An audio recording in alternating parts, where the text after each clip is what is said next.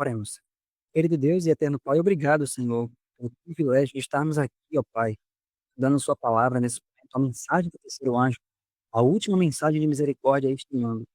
Esse capítulo, Pai, um capítulo onde a gente vai realmente, Senhor, poder compreender mais sobre o ouro provado no fogo, sobre as vestes de louvor, Senhor, as vestes de justiça, as vestes de salvação. E é justamente o que a gente mais precisa hoje, Pai. Então pedimos que o Espírito Santo abra nosso entendimento, que a gente consiga entender todas as coisas para a sua honra e para a sua glória, em nome de Jesus. Amém. Então, queridos, nós vamos estudar hoje o ouro provado no fogo, né? O ouro provado pelo fogo e as vestes de justiça. Então, nós temos versos bíblicos, então eu peço que você já comece a anotar. O início desse capítulo, ele vai falar sobre um maravilhoso conselheiro. Olha que coisa fantástica. Vamos ler Apocalipse, capítulo 3, verso 14 a 18, que diz assim, ó: E ao anjo da igreja de Laodiceia escreve: Isto diz o Amém, a testemunha fiel e verdadeira, o princípio da criação de Deus. Conheço as tuas obras, que nem és frio nem quente, quem dera foras frio ou quente. Assim porque és morno e não és frio nem quente, vomitar-te-ei da minha boca. Agora, qual é o conselho que ele dá para Laodiceia nesse estado? Verso 18. Aconselho-te que de mim compres ouro provado no fogo, para que te enriqueças, e roupas brancas, para que te vistas, e não apareça a vergonha da tua nudez, e que unjas os teus olhos com colírio, para que vejas. Qual é o conselho que ele dá para Laodiceia? Veja que ele se apresenta como um conselheiro. Agora, qual é o conselho que ele dá? Aconselho-te que compres, né? Que de mim compres. Aí ele diz o que é que deve ser comprado: ouro provado no fogo, roupas brancas e o colírio. Nós falamos sobre o colírio, né? Na última live. Mas hoje nós vamos focar nesse ouro provado no fogo e nas roupas brancas. Então vamos ver juntos aqui o significado de cada uma dessas coisas. Vamos continuar na página 147. Quem tiver com o livro aí, página 147, ele diz assim, ó: Esse é o conselho, olha só que coisa. Esse é o conselho que eu gostaria de estudar nessa noite. Aconselho-te. Quem é este? Cristo. Como ele é chamado no verso 14? A testemunha fiel e verdadeira. Isso faz dele um bom conselheiro, não é verdade? A testemunha fiel e verdadeira, o princípio da criação de Deus, se achega para aconselhar vocês e a mim. Não temos aqui uma grande condescendência, considerando o lugar de onde ele vem? Então, queridos, nesses últimos dias, Jesus ele desce para falar conosco por meio de conselhos. Olha que coisa interessante. Quando você olha para os livros do Espírito de Profecia, você vê o quê? Conselhos sobre regime alimentar, conselhos sobre educação. Você vê vários conselhos. Mas esses conselhos, será que eu posso dizer assim: ah, não preciso ler não, porque são só conselhos? Mas qual foi a forma que Jesus ele achou por bem se apresentar para a igreja de Laodiceia? Através de conselhos. Então, quando nós olhamos para os livros do Espírito de Profecia, eles são conselhos do Senhor. Mas esses conselhos do Senhor, por que que ele dá esse conselho? Olha, porque você é miserável, pobre, cego e nu, você precisa disso. Então aconselho-te dessa forma. Então Jesus se apresenta na última geração como um conselheiro. E qual é o nome de Jesus? Maravilhoso conselheiro. Agora olha só. Então, quando algum de vocês quiser saber se deve vender uma propriedade, será que ele deve perguntar a um irmão o que fazer? A congregação responde: ele deve ir ao conselheiro. Quando vocês precisarem saber de algo, perguntem ao Senhor. Ele é o conselheiro de vocês e ele é meu conselheiro. Queridos, se vocês se lembrarem do primeiro estudo que a gente fez lá atrás, né, algumas semanas atrás, ele fala justamente daquela situação onde as pessoas iam até Jones, né, ou então até alguma pessoa e elas tinham mais confiança, e quando elas queriam saber sobre um assunto, né, e alguém aparecia com um novo assunto, a pessoa ia até a pessoa e falava: "O que é que você acha? Isso aqui está correto?" E a pessoa falava: "Ah, eu acho que não." Aí a pessoa: "Ah, então não é. Então eu vou embora, eu vou para casa porque isso aqui não está correto." Ou seja, as pessoas estavam tomando conselhos somente com seres humanos, mas a Bíblia nos fala que o Senhor é o nosso conselheiro. Nós vamos ver que nós podemos sim tomar conselhos com seres humanos, mas nós podemos ter uma experiência muito mais rica tendo Jesus como nosso conselheiro máximo. E é isso que Jesus está disposto a ser para mim e para você. Veja só, a pergunta: para quem é o conselho? Ele diz: Vimos nos versos anteriores quem ele aconselha e quem recebe seu testemunho. Quem são? Os pobres, infelizes, miseráveis, cegos e nus, que não sabem. Essa é a classe de pessoas a quem este conselho é dirigido. Então, há aqueles que se reconhecem como miseráveis, pobres, cegos e nus, e infelizes, Eles vão receber esse testemunho, esse conselho, porque eles começaram a perceber, eles reconheceram, apesar de não saberem, eles reconheceram que o que Jesus falou é verdade. Agora, olha o que ele cita aqui da irmã White em Obreiros Evangélicos. Devemos aconselhar uns aos outros e nos sujeitarmos uns aos outros, mas ao mesmo tempo, devemos exercitar a habilidade que Deus nos deu para aprender o que é a verdade. Cada um de nós deve buscar a Deus para ter iluminação divina. Então veja, nós podemos nos aconselhar uns com os outros? Podemos, mas precisamos exercitar uma habilidade que Deus deu para nós. Qual é a habilidade? Buscar de Deus a iluminação divina. Senhor, esse é o teu caminho, essa é a tua vontade. Isso é apenas uma boa ideia ou isso aqui é algo do Senhor? Porque lembra do caso de Saul? O que foi que aconteceu com Saul que nós vimos na última live? Saul, ele pensou assim, Samuel, Deus disse para ele, olha, quando você chegar lá, você deve aniquilar tudo, bois, o gado, né, tudo, todos os animais, tudo, não deixe nada. Mas quando Saul chegou lá, ele teve uma ideia. Quando ele viu os animais, ele falou: gente, esses animais aqui são muito gordos, são muito maravilhosos.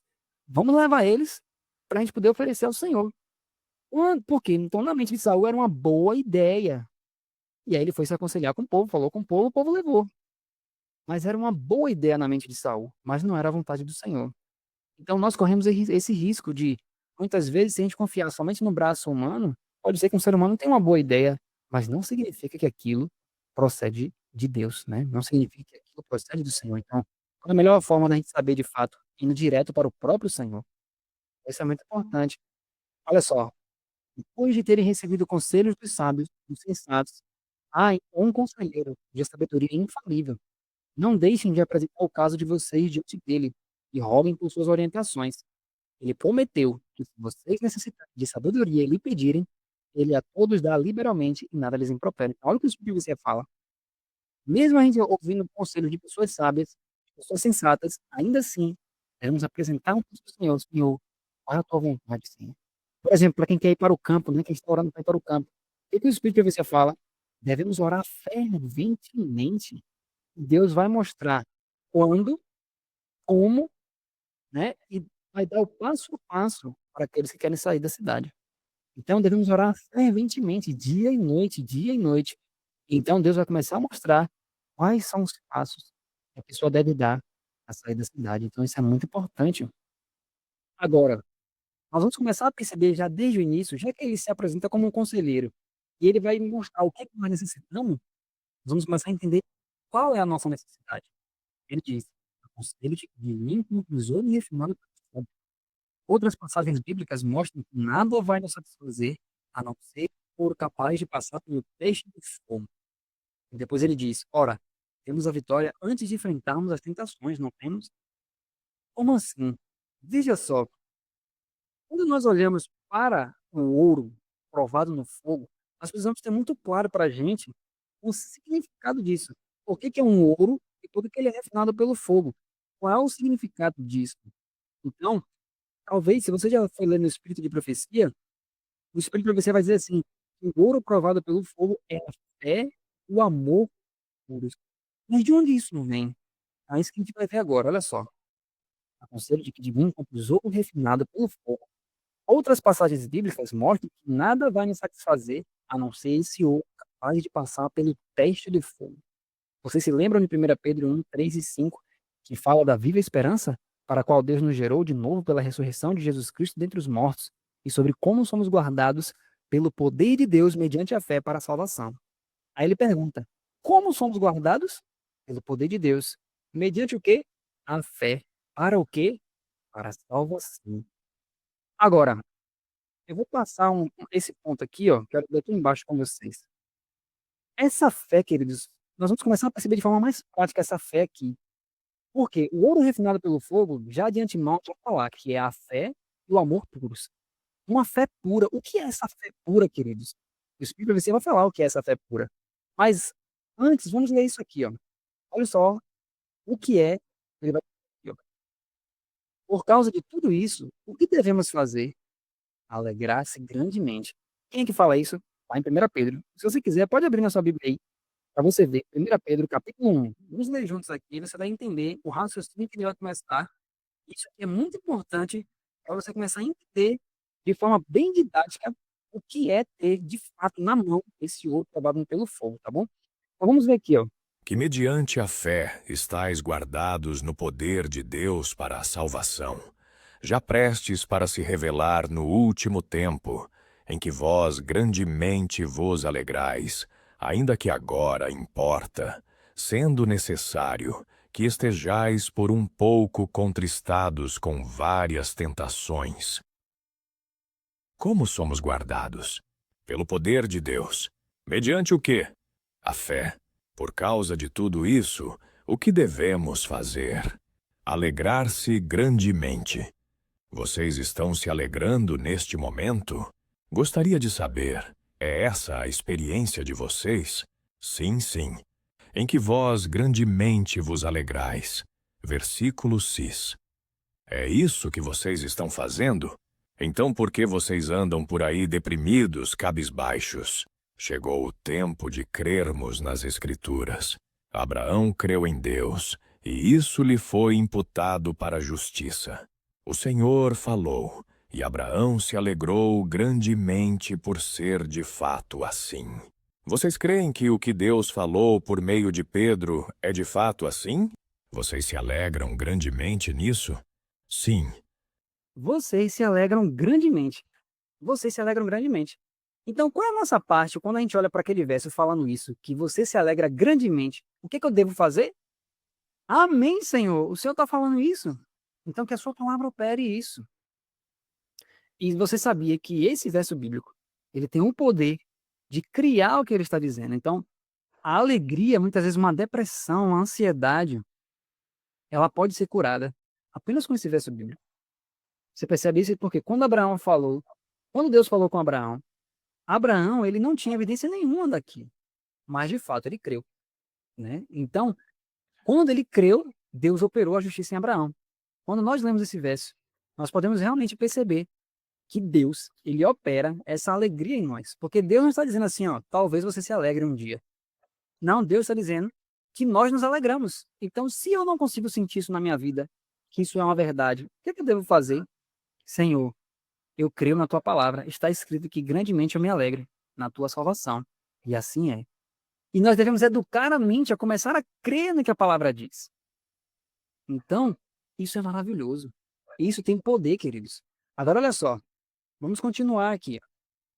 Ele diz: em que vós grandemente vos alegrais, ainda que agora, sendo necessário, estejais por um pouco contristados com várias tentações.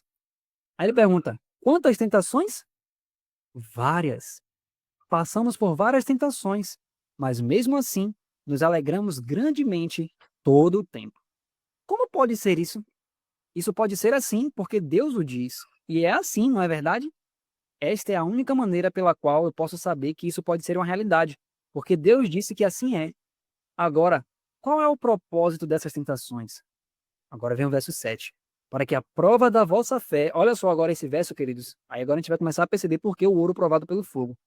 Para que a prova da vossa fé, muito mais preciosa do que o ouro que perece e é provado pelo fogo, o que é provado? A fé. Vocês creem que a fé de vocês será provada pelo fogo? Vocês acreditam que a fé de vocês poderá resistir a esse teste de refinamento como o ouro que é apurado pelo fogo? Vocês começaram a perceber, queridos? Então, o fato de significar que o ouro é provado pelo fogo, o fogo representa as provações. O fogo representa o teste, que é justamente para saber se essa fé ela é genuína ou se é uma fé falsa. Só que a gente tem que ver mais detalhes ainda sobre isso. Veja só. Ele pergunta: as provações eram algo estranho para Cristo? Não. Por quantas provações ele passou? Todas. Dentre as provações porque vocês vão passar em toda a vida, quais ele enfrentou? Cada uma delas. Qual foi a intensidade da luta de Cristo ao suportar cada provação? A máxima, em cada ponto. Contra quem ele estava lutando ao passar por tudo isso? Satanás. Satanás tem um arsenal de enganos, provações e tentações tão poderoso que ninguém gostaria jamais de enfrentar sozinho, não é verdade? E pensar que cada item de seu arsenal foi usado contra meu irmão. Satanás fez Jesus passar por todo tipo de tentação. Qual foi a intensidade dos esforços de Satanás ao ele afligir Jesus com cada uma das tentações? O mais alto grau possível. Queridos, agora a gente começa a entender por que Jesus chega para Laodiceia dessa forma. Porque Laodiceia, justamente a igreja que mais está se afastando do Senhor, né, que está ali dorminhoca, né, está ali frágil, que está ali se separando de Cristo, que está morna, né, não está nem quente nem fria. Essa igreja é a igreja que Jesus olha e fala assim: ó, você vai passar por um fogo terrível e ardente. E qual é o fogo terrível e ardente que a igreja vai passar? Um tipo de angústia como nunca houve. Então Jesus ele vem para Laodiceia e fala assim: Laodiceia, você vai passar por um tempo de angústia que você nunca nem imaginou. O Espírito de Profecia fala que esse tipo de angústia, por mais vívida que seja a nossa mente, ela fala que muitas vezes, quando a gente vai contar uma situação, ela fala que a gente pode acrescentar muito mais ênfase, né, naquela situação e tornar o quadro muito pior. Mas ela fala que em relação ao tempo de angústia é impossível fazer isso. Por mais que a gente tente colocar o pior cenário possível, ainda assim, nossa mente não vai conseguir entender, nem captar quão terrível vai ser essa provação, essa última provação no mundo. Então Jesus sabe disso. Então Jesus, quando ele olhou para o fim dos tempos, ele falou: Laodiceia, vem um fogo aí, uma provação, um tempo de angústia terrível. E aí o que ele diz? Olha, vou te dar um conselho. Compre ouro refinado pelo fogo de mim. Então, esse ouro, o que é provado no fogo? A fé. Nós já vimos que a fé é provada pelo fogo.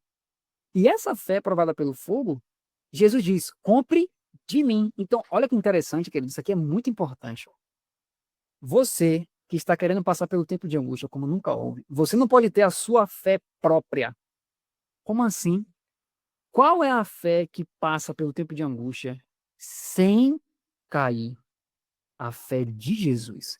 E aqui nós iremos falar alguns detalhes extremamente importantes. Qual é essa fé, então, que suporta o tempo de angústia? Olha o que Jesus diz: compre de mim. Jesus não diz: fabrique uma fé semelhante à minha. Ele não fala isso.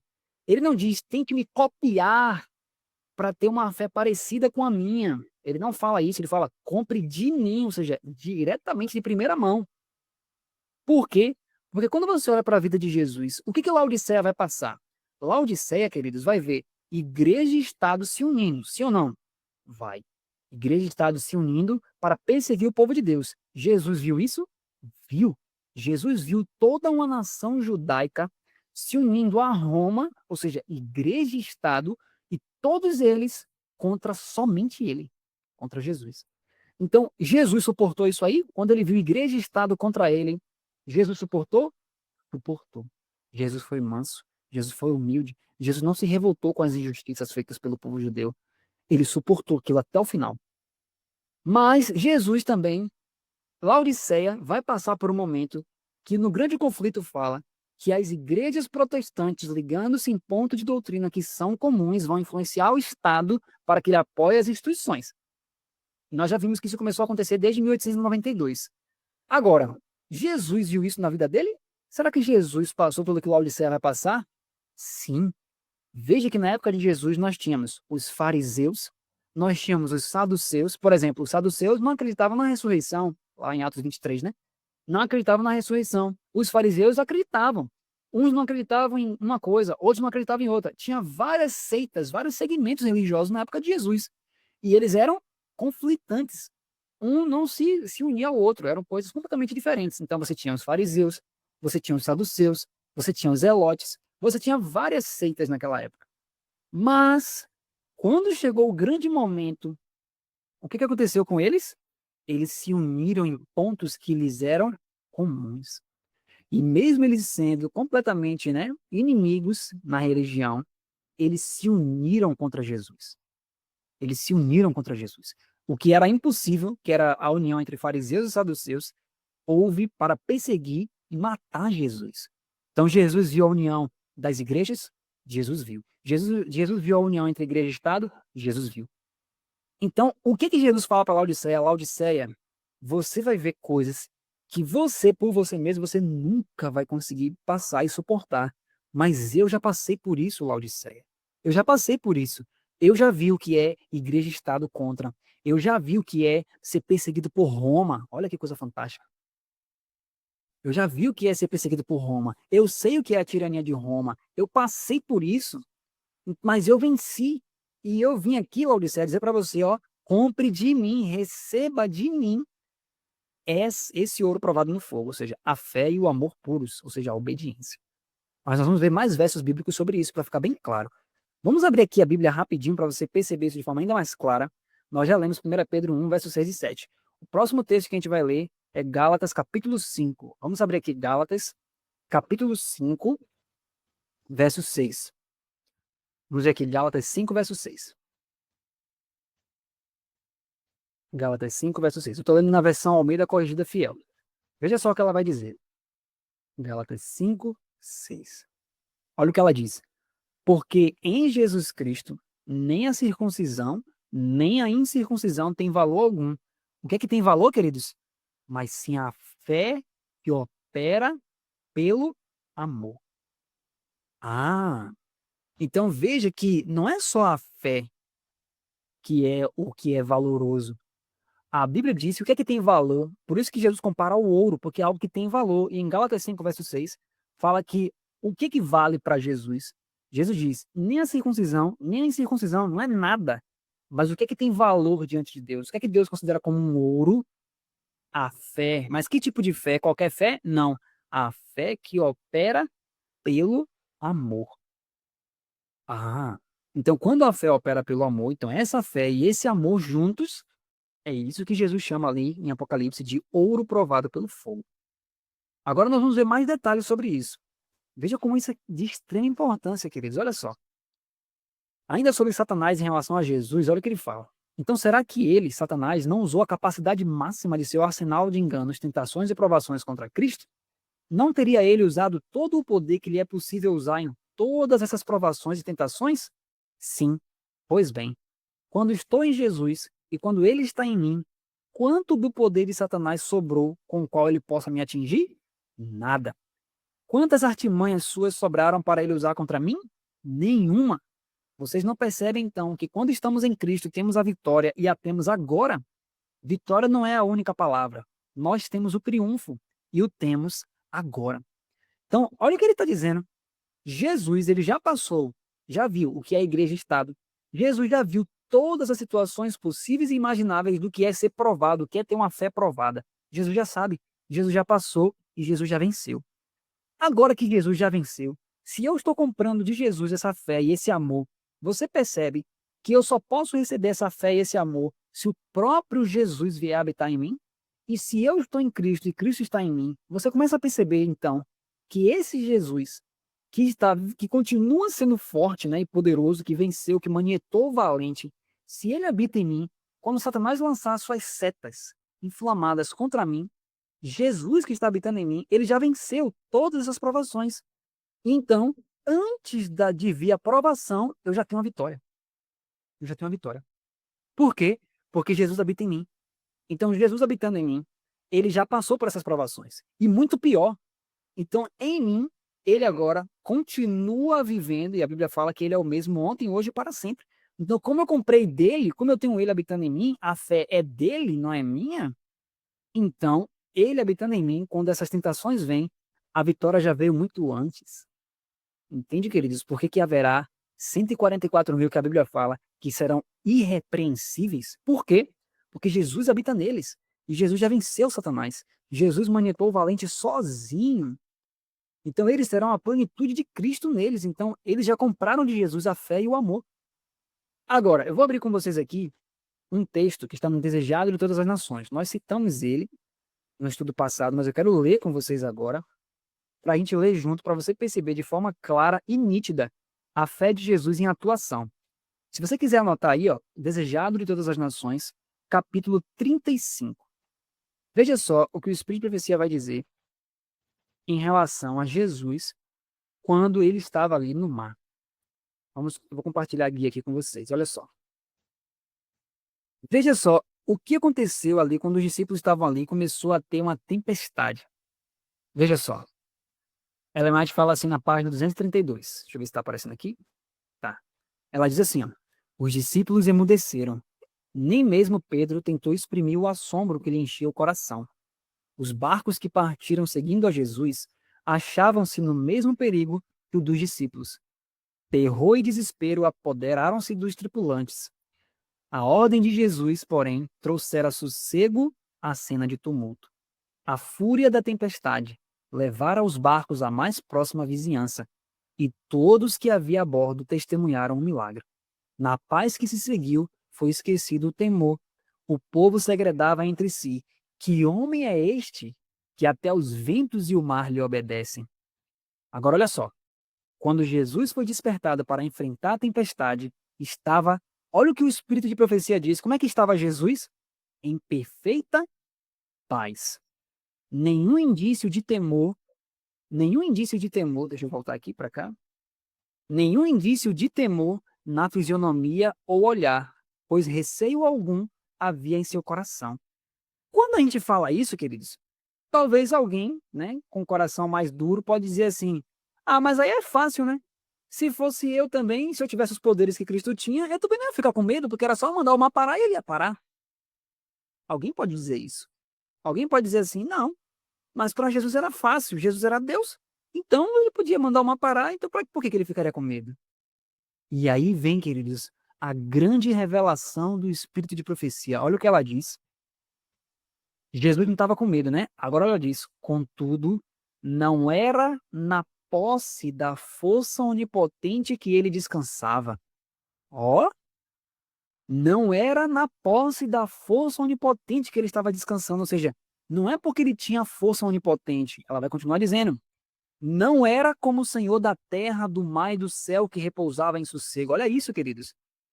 Esse poder, ou seja, aquela força que Jesus tem, que é onipotente, olha o que ela diz: "Depusera-o ele", e diz: "Eu não posso de mim mesmo fazer coisa alguma." Sabe o que o Espírito de você está dizendo?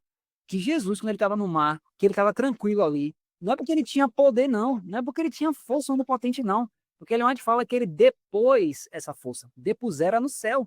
Ou seja, ele deixou essa força lá. Então, Jesus não estava ali no mar, sabendo que a qualquer momento ele poderia utilizar o poder dele e estava tudo tranquilo. Não. Onde estava a confiança de Jesus? Jesus disse: "Eu não posso fazer nada de mim mesma." Agora, nós vamos ver onde estava a confiança e a fé de Jesus. Olha só, confiava no poder de seu Pai. Foi pela fé no amor e cuidado de Deus que Jesus repousou. E o poder que impôs silêncio à tempestade foi o poder de quem? De Deus. Olha a fé de Jesus, queridos.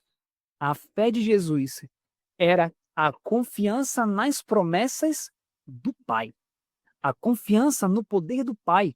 Jesus sabia que o Pai estava ali para livrá-los. Então, por isso que ele não tinha medo. Então, queridos, o que é que nós vemos com isso? Que Jesus, a fé de Jesus, ela abarca todas as promessas de Deus. Mesmo na situação de morte, Jesus estava tranquilo, porque ele sabia que o Pai estava ali e o Pai iria livrá-lo. Vamos ver aqui, por exemplo, o Salmo 93, e você vai ver algo que Jesus tinha lido naquela época, e você vai ver que a confiança de Jesus estava nisso. Olha o Salmo 93, se você quiser abrir na sua Bíblia aí, versos 3 e 4. Diz assim, ó: "Os rios levantam, ó Senhor, os rios levantam o seu ruído, os rios levantam as suas ondas, mas o Senhor nas alturas é mais poderoso do que o ruído das grandes águas e do que as grandes ondas do mar." Percebe o que a Bíblia está dizendo? Então, a Bíblia está dizendo que, embora as ondas se levantem, embora o ruído seja grande, Deus está mais elevado do que as ondas. Deus é mais poderoso. O poder de Deus abarca isso também. Então, Jesus, quando ele estava passando por aquela situação, ele sabia disso. Então, mas ele confiava, porque a questão não é saber, queridos. Porque saber, muitos de nós sabemos muitas coisas, mas o verdadeiro crer não é só você intelectualmente entender isso, mas é você se lançar a isso, você acreditar nisso de fato, de verdade, que isso é uma realidade. E Jesus fazia isso. Então, a fé de Jesus é isso. Jesus pegava a promessa e vivia a realidade da promessa dia a dia. Os discípulos ainda não tinham aprendido a fazer isso. Percebe? Então, Jesus ele descansou e repousou no poder do Pai. Percebe? Então, essa é a chamada fé de Jesus. Então, os milagres de Jesus, queridos, quando ele fala assim, ó, eu não posso fazer nada de mim mesmo, nada significa nada. Nada é zero, é nenhuma coisa. Então, Jesus diz, tudo que eu estou fazendo aqui, vem de mim, tudo vem do Pai. Entende? Então, quando Jesus operava milagres, essas coisas, não era porque ele pegava o poder dele e jogava na pessoa, não. Porque esse poder dele ele não podia usar. Entende? Então, quem é que manifestava aquele poder? Jesus sempre disse, ó, o Pai que está em mim é quem faz as obras. Então, a parte de Jesus como ser humano era se esvaziar constantemente. E essa é a minha parte e a sua parte. Um constante esvaziar-se, para que então o Pai possa habitar plenamente e fazer as obras. Esse é o mistério do Evangelho. Entende, queridos? Essa é a fé de Jesus de fato. Foi assim que Jesus conseguiu viver, né? Foi assim que ele foi provado em todas as provações e venceu todas. Então, olha só que coisa maravilhosa. Vamos ler agora 2 Coríntios 2,14, ele diz: Graças, porém, a Deus, que em Cristo sempre nos conduz em triunfo. Quando? Sempre. Não é verdade? Sim. Em Cristo sempre nos conduz em triunfo, e por meio de nós, manifesta em todo lugar a fragrância do seu conhecimento. Como? Por meio de nós. Não é assim? Onde? Em todo lugar. Pensem nisso. Quando? Agora e sempre. Esse é o momento. Como? Por meio de nós. Onde? Em todo lugar. Assim, gostaria de saber por que não temos a vitória em Cristo. Gostaria de saber por que não somos vencedores agora. E essa é a vitória que vence o mundo, a nossa fé. É verdade? Sim, essa é a vitória. Cristo é a nossa vitória. Sua vitória é nossa vitória, não é mesmo? Sim. Então, quando estamos nele, estamos perfeitamente seguros, não estamos? Estamos seguros enquanto estivermos nele? Sim.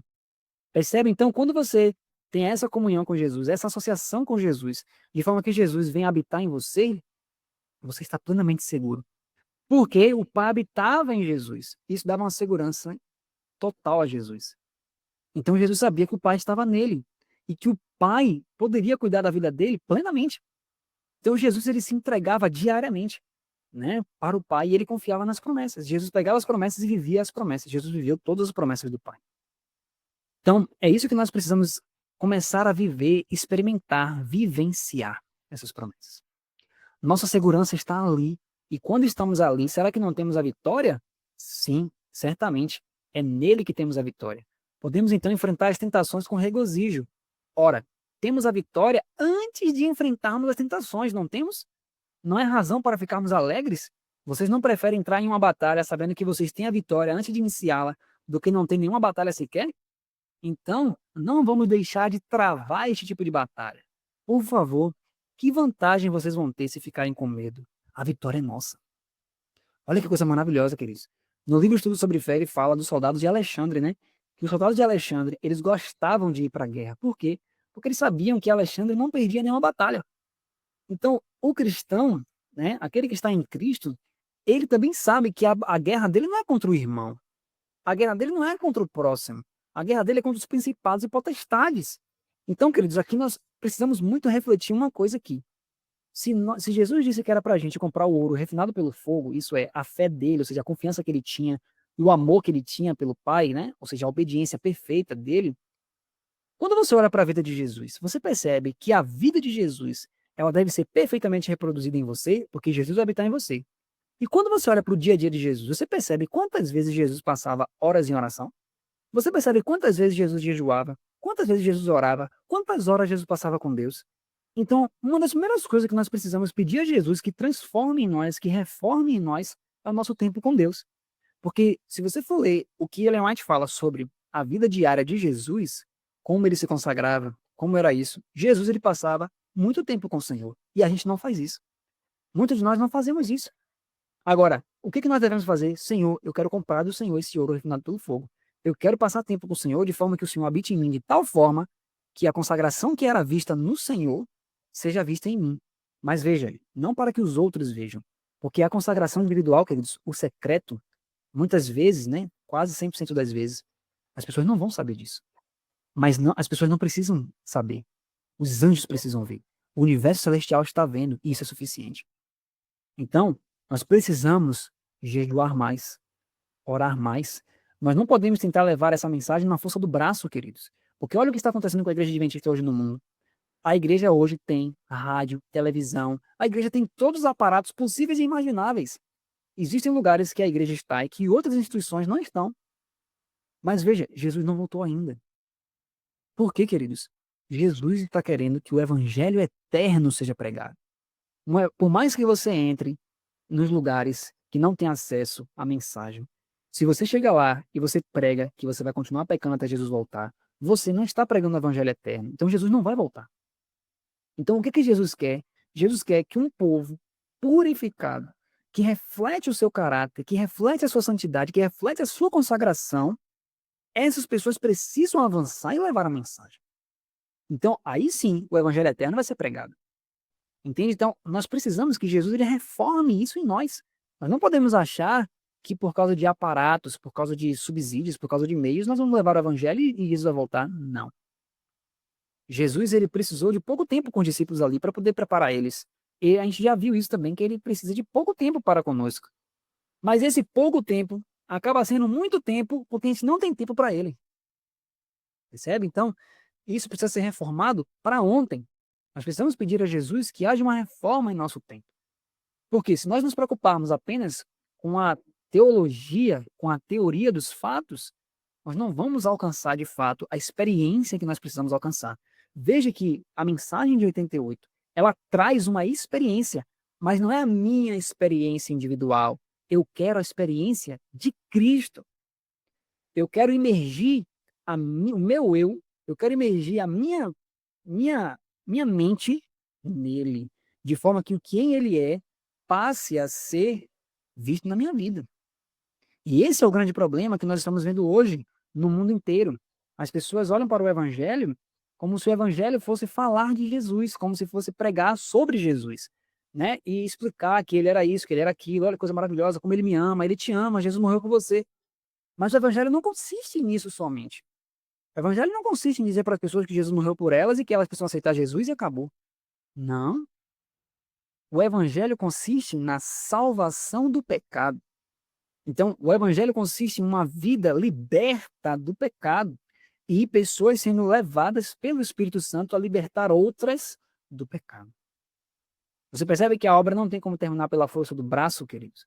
Precisa haver um reavivamento e uma reforma em nossa vida para que a fé de Jesus entre em nós.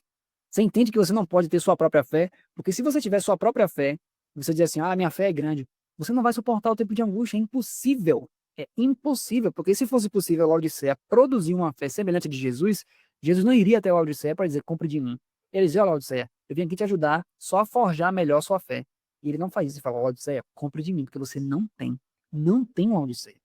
Não basta, essa fé que você tem aí, não basta, você pode vencer uma coisa ou outra, mas para vencer o que você nem sabe que vem pela frente, você precisa estar numa associação comigo tão profunda que aquilo que eu tive, que a minha fé esteja em você. Essa é a associação que Jesus fala.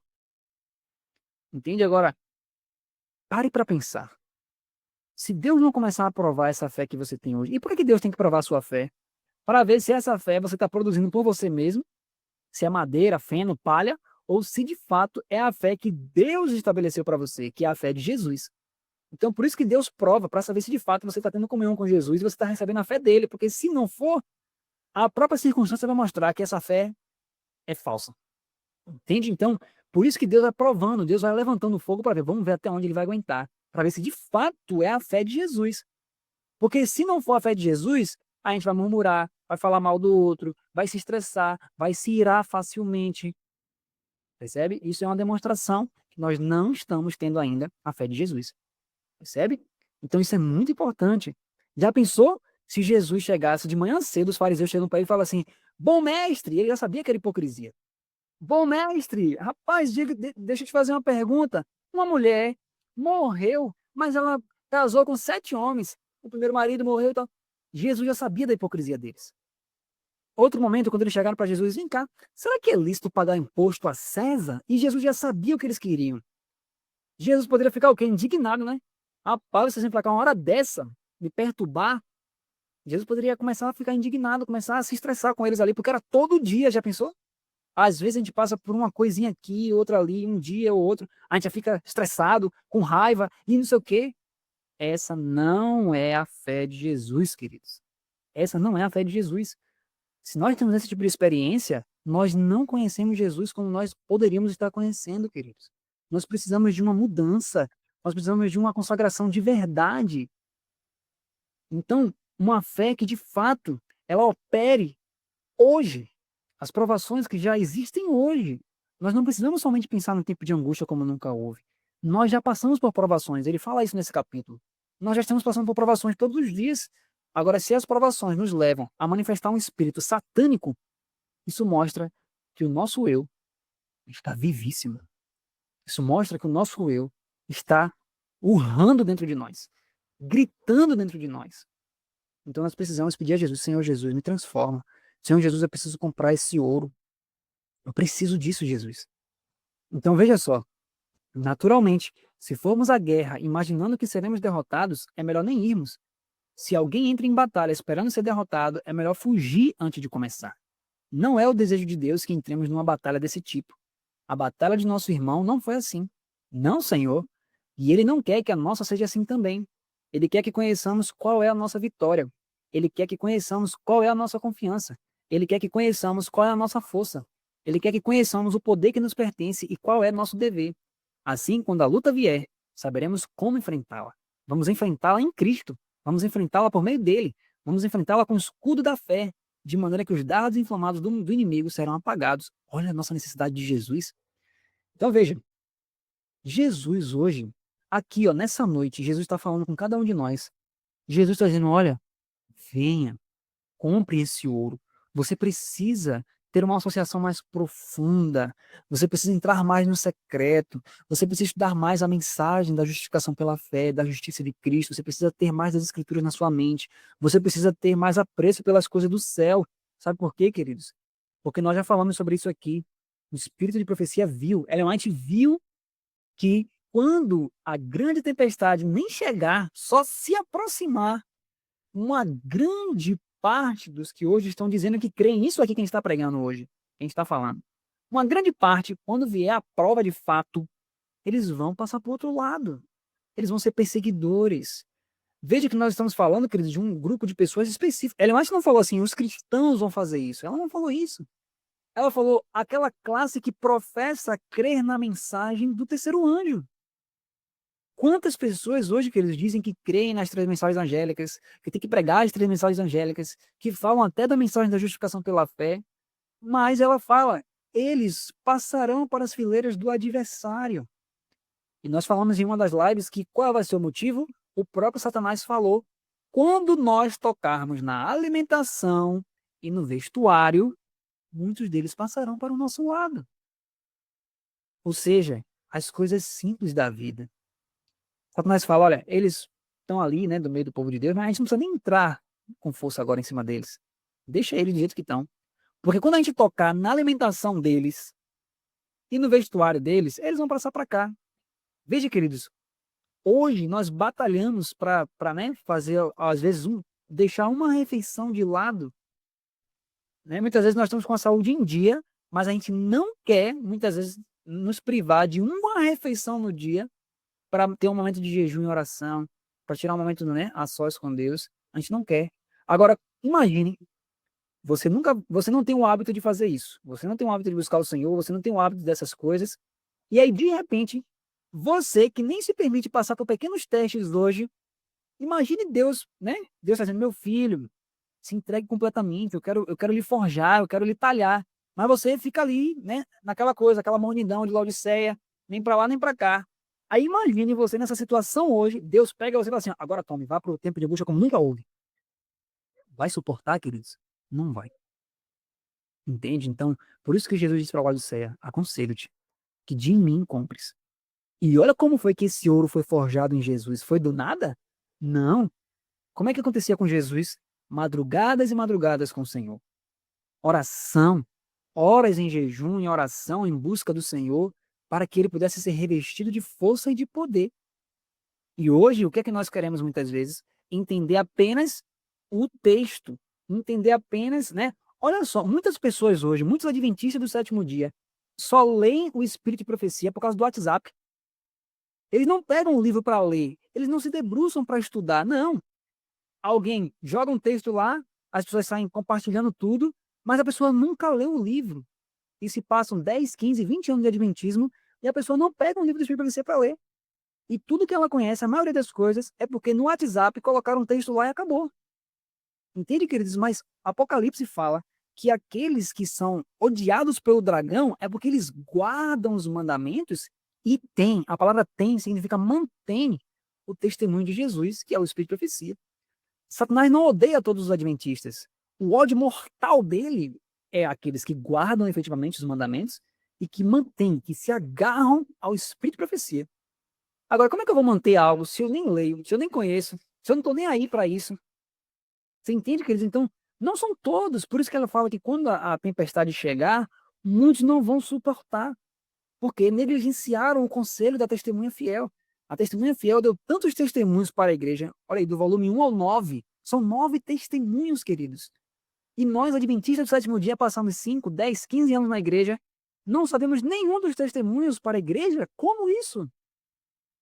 Você percebe que os valores adventistas se inverteram.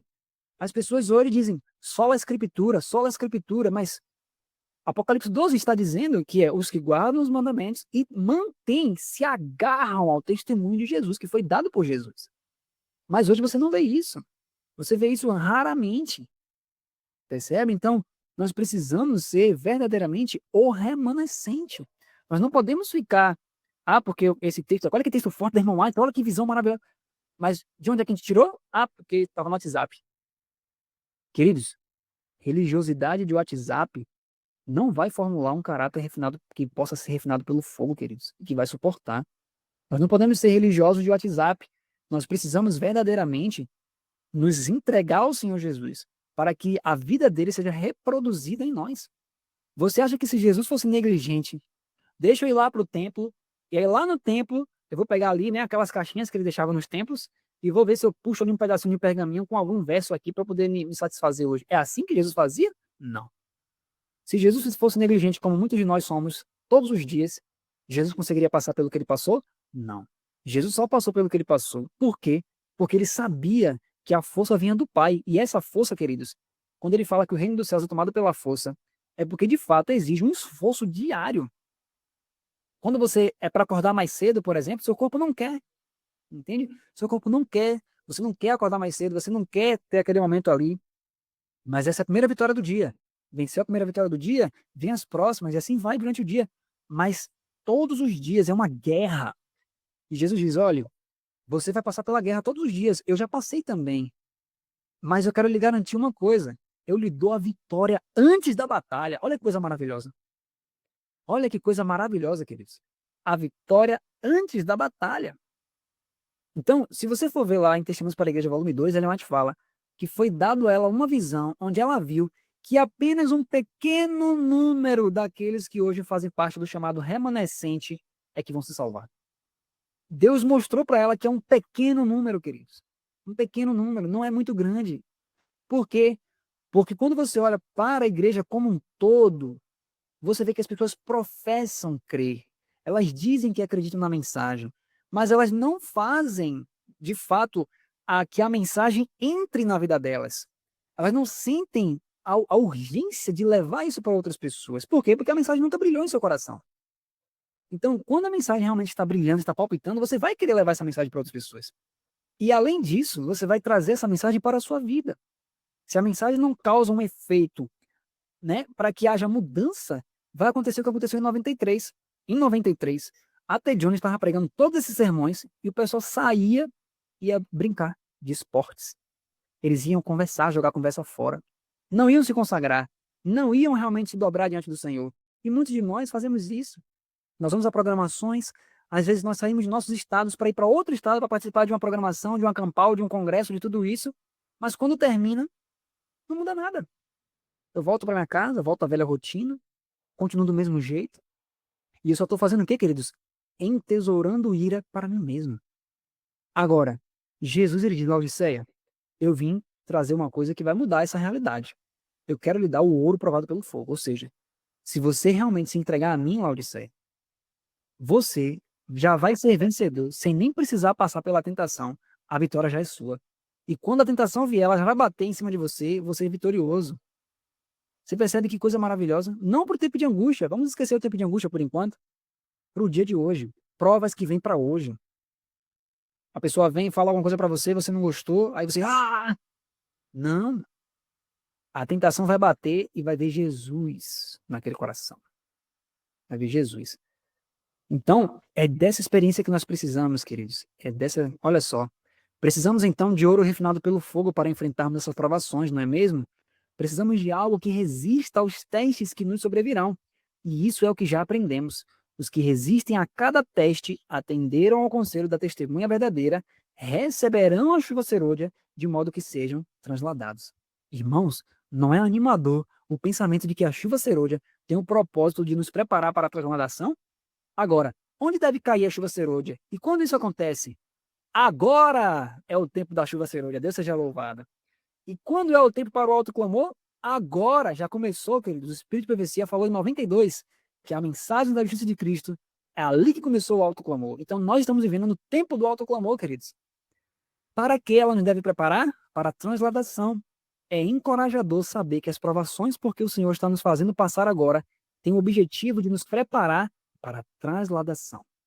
Então, queridos, nós estamos passando por muitas dificuldades muitas vezes, e a gente murmura, a gente fala mal, a gente pensa que é o outro que é o causador desses problemas. Porque fulano isso, porque fulano aquilo, porque o Beltrano isso. Não! É o Senhor que está permitindo você passar por isso, porque Ele quer que a sua fé seja provada, para ver se de fato é a fé dele que está ali. Percebe, queridos? Então, isso é necessário. Essas coisas acontecem para que nós possamos olhar para a nossa própria experiência e dizer, realmente, eu não tenho a fé de Jesus. Preciso buscar essa fé. Preciso clamar mais, jejuar mais, orar mais. A minha mente ainda é carnal. Eu preciso de transformação. É para isso que Jesus envia essas provas. Para te trasladar. Então, agora, o que é o ouro? Nós já vimos, compre de mim. Eu tenho esse suprimento, Jesus fala. Ele tem isso para nos fornecer, porque foi ele quem o fabricou. Ele possui o ouro que resistirá ao teste, um ouro que já suportou a prova, que enfrentou todos os testes a que qualquer um jamais venha a ser submetido. O teste nasceu em seus sofrimentos. É por meio dos sofrimentos que o ouro é refinado, tornado puro, provado e aperfeiçoado para ser um artigo genuíno. O Espírito do Senhor define o significado disso. O ouro provado no fogo é o amor, a fé e o amor, porque em Cristo Jesus nem a circuncisão nem a incircuncisão tem valor algum, mas a fé que atua pelo amor. Em outros lugares é mencionado fé e obediência. E o que é obediência? A expressão do amor. Aí ele cita caminho a Cristo. A obediência não é mera aquiescência externa, mas sim o serviço de amor. Então, quando os testemunhos falam de fé e obediência, é a mesma coisa que dizer fé que atua pelo amor. Nos testemunhos, as expressões fé e obediência e fé e amor correspondem à expressão bíblica fé que atua pelo amor. Elas não passam de diferentes modos para expressar a fé genuína e espiritual. Porque em Cristo Jesus, nada tem valor algum, mas só a fé que atua pelo amor. Olha que fantástico que ele diz isso. E ele diz, a obediência é um serviço de amor, e Jesus pede que compremos dele o ouro provado no fogo, que é a fé e o amor. Então, ou seja, Jesus fala assim, compre minha obediência, eu obedeci tudo. E você vai passar por um tempo de angústia sem intercessor. 1 Escritos 71 fala que quando começar o tempo de angústia, Jesus sai do santuário. Então nós passaremos um tempo de angústia como nunca houve, sem ninguém para interceder por nós. O que é que isso significa? Que ninguém vai entrar no santuário para perdoar pecados. Então, se o meu pecado, eu não tiver vencido ele até o tempo de angústia, quando eu chegar no tempo de angústia e eu mentir, por exemplo, eu vou olhar para cima e vou dizer, Senhor, me perdoa. Vai ter alguém para ouvir? Não. Vai ter sangue para ser ministrado na arca? Não. Então Jesus diz, olha, o tempo de angústia está chegando. Aconselho-te que de mim compres. Então Jesus diz, minha obediência, eu obedeci tudo, toda a minha vida. E você vai passar por um tempo de angústia sem mim. Então você precisa obedecer antes. Então tome a minha obediência. Agora olha só. O que deve ser refinado, ele pergunta, o que deve ser refinado por meio de severas e ardentes provações? A sua fé, que é mais preciosa que o ouro refinado no fogo.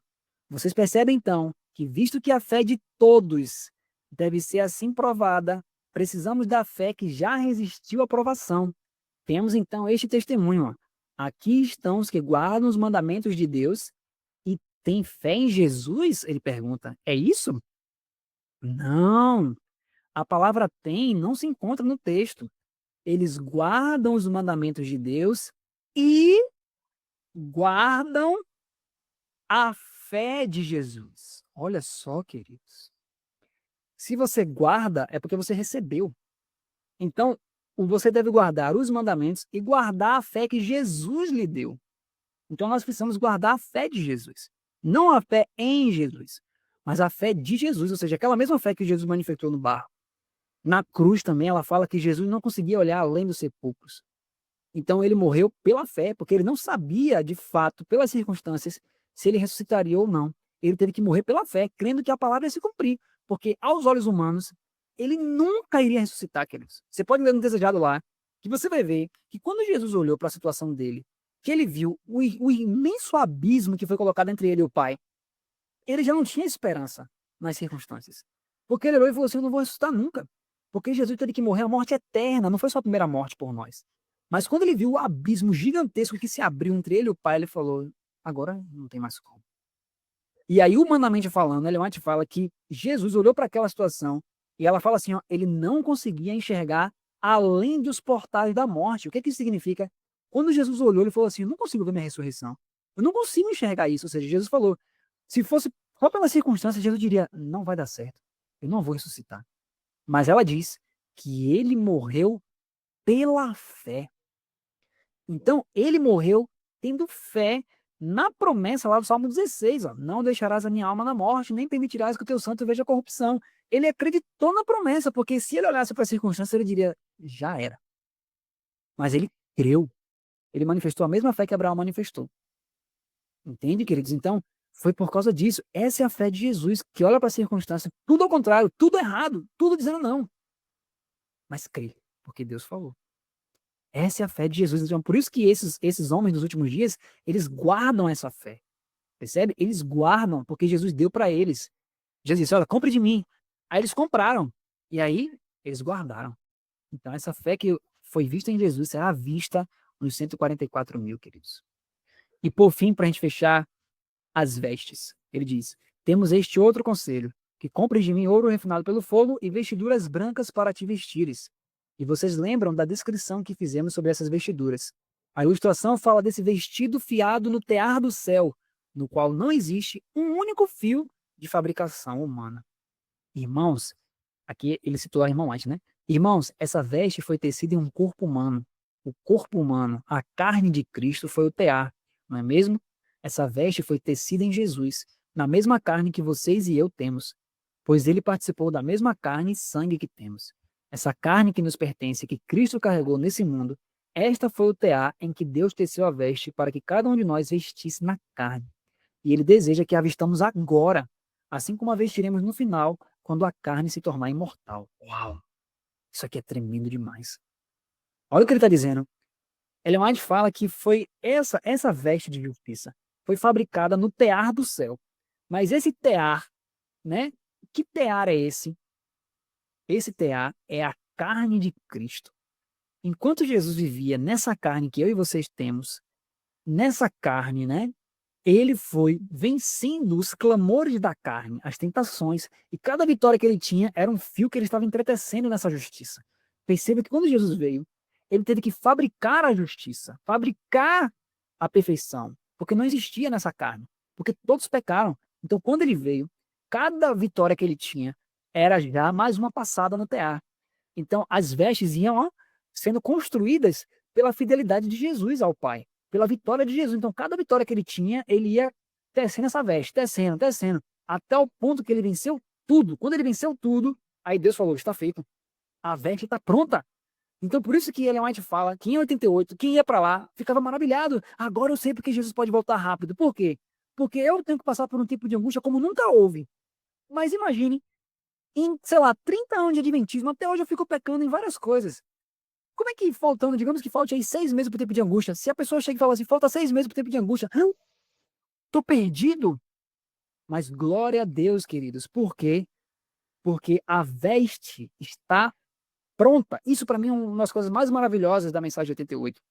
Jesus, aquele caráter que é necessário para passar por um tempo de angústia sem intercessor, ou seja, não vai poder pecar nem por pensamento nesse período. A condição para chegar a isso, a força para chegar a isso está feito, queridos. Jesus Cristo, o caráter de Jesus Cristo está pronto. Ele não pede para você fabricar outro caráter. Ele diz: aceite o meu caráter. O meu caráter já passa por tudo isso. Você não precisa passar por tantas adversidades para chegar a ter um caráter semelhante ao meu. Eu estou lhe presenteando com tudo que eu fiz aqui nessa terra. Quando você se associar comigo, quando eu habitar em você e você em mim, eu vou lhe dar de graça. Então você percebe que haverá pessoas que vão ouvir essa mensagem na boca do tempo de angústia, ou seja, já na frente do tempo de angústia, e ainda assim vão passar pelo tempo de angústia. Por quê, queridos? Porque manifestaram uma fé salvadora, uma fé salvífica. Elas creram na mensagem. E aí a justiça de Cristo é dada para elas. E elas vão conseguir passar por um tempo de angústia como nunca houve e vão vencer. Porque não é tempo, não são anos. Então, muitas vezes a gente olha assim, santificação é uma obra de toda uma vida. E a gente pensa que santificação é uma obra de uma vida toda, significa que demora uma vida toda para ser santo. Ou seja, você só vai ser santo quando você for velho. Isso não existe, queridos. Santificação é obra de um momento, agora com essa mensagem que nós estamos entendendo, né? Que é Cristo dando o caráter dele para você diariamente, para você ser perfeito em Cristo Jesus. O que então você entende com a santificação, obra de uma vida inteira? Não é que ela vai demorar a vida inteira, mas que diariamente você aceita essa santidade, Jesus imputa ela a você e você recebe. Então, você recebeu hoje, amanhã você recebe de novo. E amanhã de novo, você morre todo dia. Então, a obra da santificação é a obra de uma vida inteira. Não porque você está lutando a vida inteira para alcançar a santidade, mas porque você recebe a santidade todos os dias. Então, a santificação não foi obra de um momento, ou seja, não foi uma coisa que você viu a Jesus uma vez só, ele já me deixou santo para sempre. Não. Você vai buscando Jesus dia a dia, momento a momento, hora a hora. Isso é santificação. E não você vai buscando para. Imagine que Jesus está lá no Monte Everest e ele chegou lá em cima e falou: aí, ó, tá vendo aí que dá? É possível, agora você tem que vencer como Cristo venceu. Sobe aí, sobe, sobe, sobe, sobe, sobe. Aí ele fica lá de cima dizendo: agora sobe, sobe, sobe. Eu já mostrei que é possível. Ah, tá caindo ainda aí, né? Pois é, só ficar para trás. Né? Jesus não faz isso, queridos. Jesus não é assim. Jesus, ele subiu lá no Monte Everest, nesse sentido, né? Ele subiu a montanha, alcançou o pico e disse: agora eu vou descer e vou junto com você. Você vai chegar lá, porque eu já cheguei. Percebe, queridos? Então, Jesus ele desce ao fundo do poço conosco e tira a gente de lá. Porque ele já esteve lá. E ele venceu isso. E a vitória dele é nossa vitória. Agora, isso pode acontecer rápido. Agora, por que não acontece rápido muitas vezes na nossa vida? Porque a gente não busca ele como a gente deveria. Porque se nós recebemos ele diariamente, como ele quer fazer, como você olha na vida dele com o Pai, se nós reproduzirmos a vida dele em nossa vida, ou seja, permitir que ele faça, você vai ver claramente na sua vida um desenrolar da vida de Cristo o tempo todo. Percebe? Jesus não quer que você fique estudando sempre isso e sempre debaixo da lei, caindo em pecado. Não.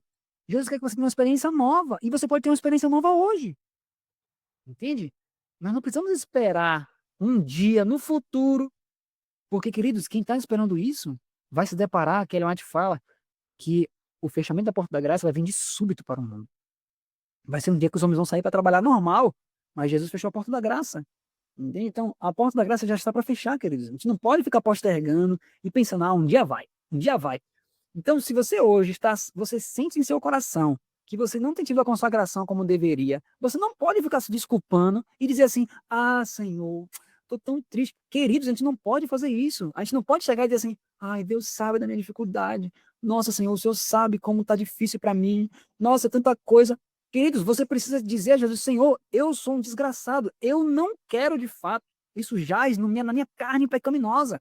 Porque muitos de nós dizemos assim, eu não tenho tempo para o Senhor, mas se chamarem a gente para sair, para fazer uma coisa que a gente gosta, a gente vai encontrar tempo onde não tem. Essa é a nossa natureza, queridos. Nós somos assim, essa é a nossa carne humana. Muita gente diz, eu não tenho tempo para estudar a Bíblia não, tá difícil. Mas vê a gente lá, daqui a pouco a gente está lá, viajando, a gente está lá em outro estado, a gente está lá fazendo isso, fazendo aquilo outro, mas depois a gente diz assim, não tenho tido tempo, não sei como encontrar tempo para ler, para se consagrar. Mas a gente tem tempo para tudo, queridos. Então, não é questão de tempo, é prioridade, é amor. Por isso que é a fé que opera pelo amor, queridos. Nós temos tempo para fazer faculdade, nós temos tempo para nos graduar, nós temos tempo para fazer tanta coisa, para aprender a cozinhar, para poder fazer tudo, menos para Jesus, para passar mais tempo com Jesus, para ter mais horas de comunhão, de consagração. E como é que você acha que Deus vai chegar e dizer assim, olha, no tipo de angústia, o Espírito Profecia fala, né, que os 144 mil, Jesus saiu do santuário e ele coloca o selo na testa deles. O selo na testa, queridos, é Jesus dizendo assim, olha, eu confio neles, eles não vão transgredir minha lei. Jesus vai colocar o trono dele em jogo, dizendo assim, ó, eu confio nesse povo, eu sei a obra que eu fiz neles. Agora imagine, eu levanto e caio todo dia, não me consagro como deveria, sei que não estou me consagrando e fico me desculpando e dizendo para o Senhor, ah, Senhor, por que isso? Ah, Senhor, por que aquilo? Você acha que Deus vai pegar o trono dele, a existência dele toda, de toda a eternidade, e colocar em cima de você? E dizer assim, não, eu vou confiar porque você vai ser fiel no tempo de angústia. Não vai, queridos. Nós não podemos ser hipócritas, nós não podemos ser achar que Deus vai olhar para nós e passar a mão na nossa cabeça. Ô, meu filho, né, você não tem tempo para mim, não. Eu sei. Não tem problema, não. Vai dar, no final você se salva da mesma forma. Não, queridos, temos que deixar isso de lado. Temos que deixar isso de lado. Já chega disso. Nós não queremos mais uma vida dúbia, uma vida que Laodiceia morna. Não queremos isso. Chega. Então, nós precisamos que Jesus opere uma transformação real e verdadeira em nosso coração. Porque senão, queridos, nós vamos ouvir apelos atrás de apelos, nós vamos ouvir mensagens após mensagens, e no fim das contas, Jesus, imagine você ouvir naquele grande dia, você falar para Jesus, Senhor, mas eu era adventista do sétimo dia? Eu fazia parte da igreja verdadeira? Senhor, eu participei de tantos reavivamentos, eu participei de tantas situações, eu preguei, eu tinha um PG, eu ajudei as pessoas, eu ajudei os jovens, eu ajudei os velhos. E Jesus fala assim, eu não sei nem quem você é, para começo de conversa. Imagine, queridos, passar uma vida inteira se privando de tanta coisa, se privando de tantas situações do mundo, para no final ouvir, apartai-vos de mim, vós que praticais a iniquidade. Não vale a pena, queridos. Então, se eu hoje tomei a decisão de ser adventista do sétimo dia, se eu tomei a decisão de ser verdadeiramente uma pessoa que crê na mensagem do terceiro anjo, eu vou crer de fato, eu vou viver de fato. Eu não vou viver para lá e para cá. Eu não vou viver lá e cá, um pé no mundo, um pé aqui na mensagem. Não. Deve haver uma separação completa. Se há defeitos de caráter, como é que pode, queridos? Imaginem, a mensagem tem poder para preparar um povo em meses. Aí você vai, conversa com uma pessoa hoje que conhece essa mensagem. Passa 2, 3, 4, 5, 10 anos, você vai falar com a mesma pessoa, ela está enfrentando os mesmos problemas e está dizendo que ainda vai ter tempo, Deus sabe, Deus vai curar ela. Queridos, o que é isso, queridos? Negligência. Negligência, queridos. As pessoas estão negligenciando suas próprias almas e elas estão achando que está tudo bem.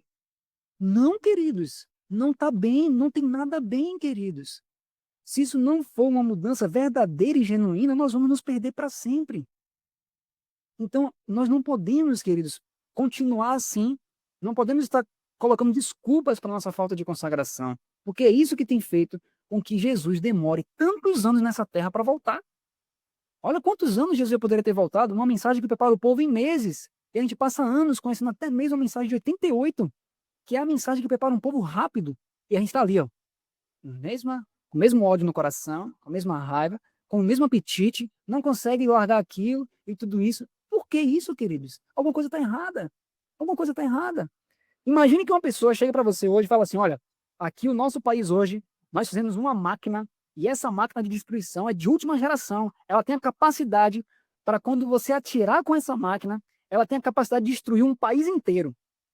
Aí você fala assim, oh, que isso? Quer dizer então que se a gente na guerra atirar contra um país inteiro, essa bomba aí vai destruir o país inteiro? Sim. Aí lá vai você usar a máquina. Aí você começa a operar a máquina e você... Puf, e aí não causa nada. Não muda nada. O que você diria então? A máquina está quebrada. Ou então, o operador não está sabendo operar. Então, no nosso caso, a mensagem tem poder para preparar a gente rápido. Se não está preparando a gente rápido, o problema está onde? Na mensagem? Não. Está em Cristo? Não. Está no Espírito Santo? Não. Eu não abri meu coração para Jesus ainda.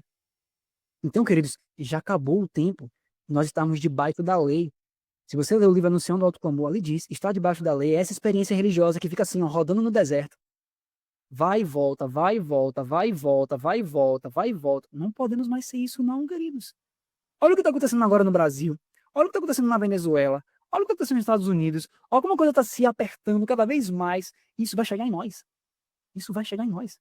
Agora imagine quando chegar em nós e nossa experiência religiosa ser aquela, ai, eu tô assistindo um filme ainda tô caindo com um filme. Querido, se você ainda tem pecados que você vê claramente que são pecados que estão dominando sua vida, você precisa jejuar, você precisa orar, pedir a Jesus para expulsar esses demônios. O livro Graça ou Pecado fala isso, que nós precisamos reconhecer muitas vezes que nós temos os demônios. Os demônios tomaram conta do nosso coração. Nós precisamos pedir a Jesus, Senhor Jesus, tira isso de mim. Me tira debaixo desse reino. Nós estamos muitas vezes debaixo do reino do pecado. Precisamos dizer a Jesus, Senhor Jesus, me liberta, Senhor Jesus, me liberta. E aí Jesus vai libertar. Porque Jesus desceu para isso, queridos. Jesus veio para libertar os cativos, queridos. Jesus veio para libertar os cativos. Se você for ler o que Ellen White fala, ela diz isso. A intemperança é um demônio. Pesquise nos primeiros séculos, você vai ver isso. A intemperança é um demônio. A inveja é um demônio. Ficar irado excessivamente é um demônio também. Ela diz que são esses demônios que se apossam no coração humano. Então você precisa de libertação. Eu preciso de libertação. Todos precisamos de libertação. Então você pode orar a Jesus dizendo, Senhor, me liberta. Me liberta, Senhor, porque eu preciso comprar o ouro refinado pelo fogo. E Jesus vai dizer assim, ó, quero ficar limpo. Não vai demorar, queridos. Não vai demorar. Jesus vai fazer a obra rápido. E Jesus diz assim, olha, tá aqui, ó, toma. De graça. Toma de graça. Você não pediu? Tome. Então Jesus é muito maravilhoso. Jesus é muito maravilhoso. Talvez aos olhos humanos ia demorar. Ah, vai demorar anos para eu vencer isso aqui. Lembra de Pedro? Imagine se Pedro falou, gente, eu espraguejei o Senhor Jesus. Imagine se Pedro tivesse a fé que a gente tem hoje. Eu espraguejei o Senhor Jesus. Eu fiz coisa terrível. Aí Pedro poderia pensar o quê? Não, Jesus não vai me perdoar tão cedo. Isso aqui agora, para eu vencer isso aqui, santificação é uma obra da vida inteira. Vou pescar muito peixe ainda, até que eu seja santo. Não. 12 dias depois, lá estava Pedro pregando, né? E convertendo milhares de almas. Então, queridos, por mais que seja desesperadora a nossa situação, por mais que o tempo de angústia esteja já no limiar, dá tempo, queridos.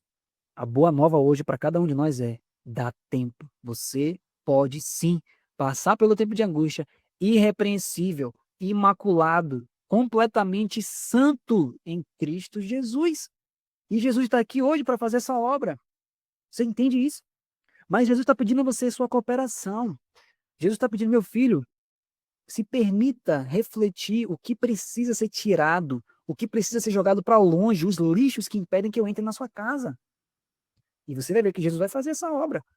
Jesus está aqui para isso, queridos. Jesus veio para nos libertar, queridos. E se, pois, o Filho vos libertar, verdadeiramente sereis livres. Ele não diz, pela metade você vai ser livre. De manhã você vai estar livre, de tarde você vai estar caindo. Não, você está livre. Completamente livre. Deus seja louvado. A mensagem 38 é isso. Você está livre. Livre do pecado. Agora, você precisa clamar a Jesus isso, Senhor. São promessas. Eu quero essas promessas. Eu quero vivenciar isso. Eu não quero ser um adventista assim, morno. Não quero isso.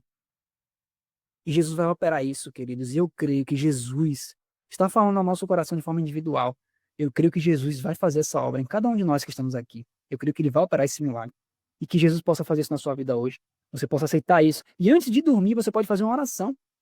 Senhor Jesus, me liberta, Senhor, dessa condição. Porque eu estou debaixo da lei. Vivo pecando dia a dia, Senhor. Rodando no deserto. E eu tenho feito com que a sua vinda seja demorada. Não quero mais isso. E Jesus vai ouvir essa oração. Jesus vai responder essa oração. Senhor Jesus, me mostra onde estão os problemas, Senhor. O que está me impedindo? Onde estão meus empecilhos, Senhor? Quais são os meus ídolos, Senhor? Onde está a estátua de Dagon, Senhor, na minha casa? Jesus vai te mostrar. Jesus vai te mostrar. E Jesus vai te libertar. Porque ele veio para libertar, queridos. Ele veio dar vista aos cegos. Ele veio libertar os cativos. Ele veio liberar os presos. Foi para isso que ele veio. Louvado seja Deus por isso. Deus seja magnificado, queridos. E que você receba pela fé hoje o ouro provado pelo fogo e a veste da justiça de Cristo. Deus seja magnificado, queridos. Deus seja magnificado. Vamos fazer uma oração então para a gente finalizar? Vamos orar juntos. Oremos. Querido Pai Celeste, muito obrigado, porque o Senhor é muito maravilhoso. Somos tão desgraçados, miseráveis, Senhor, pobres, cegos e nus. Mas o Senhor veio para libertar os cativos, Senhor. Bendito seja o teu nome, Jesus. Obrigado, Jesus, porque mesmo nós sendo tão tardios, sendo tão mornos, ó Pai, tantas vezes, tantos dias, ó Pai, o Senhor ainda nos aceita. Ainda está disposto a transformar-nos como fizeste com Pedro. E nós te pedimos, opera essa libertação em nós, Senhor. Nos liberta, Senhor, dos demônios do caráter. Nos liberta, Senhor, do reino das trevas. Nos liberta nessa noite, Senhor. Pedimos completa libertação. Não queremos mais levar ódio no coração. mágoa, ressentimento. Não queremos, ó Pai, levar o apetite pervertido e depravado, Senhor, para o nosso dia a dia. Não queremos, ó Pai, comer demais. Não queremos, ó Pai, estabelecer nossa própria vontade, Senhor, mas queremos viver a tua vontade. Queremos exclamar hoje pela fé, não somos nós que vivemos, mas Cristo vive em nós, Senhor. Nos ajuda, Pai, por favor. Tenha misericórdia, Senhor, de nós. Nós sabemos que nós, por nós mesmos, Pai, nada conseguiremos, mas sabemos que com Cristo tudo podemos, ó Pai. Tudo podemos em Cristo que nos fortalece. Continue operando, Senhor, essas virtudes em nós. Que o Senhor continue dia a dia batendo em nossa porta através do Espírito Santo, nos enchendo, Pai, do teu Espírito diariamente, nos batizando com ele todos os dias, ó Pai. E que em nome de Jesus seja expulsa a falta de consagração, seja expulsa, Senhor, a falta de vontade de ler a Bíblia, seja expulsa de nosso coração a falta de desejo de orar. Nos torna pessoas de oração, pessoas de estudo da sua palavra. Não queremos mais, Senhor, viver um cristianismo de teoria, Senhor. Queremos um cristianismo, Pai, onde a gente vê a vida de Cristo de fato. A vida de Cristo operando ali, Senhor. As consagrações, ó Pai, da madrugada, os clamores. Tua palavra fala que Jesus clamava com altos brados, com lágrimas, com choros, com tudo isso. Nós queremos isso também, Pai.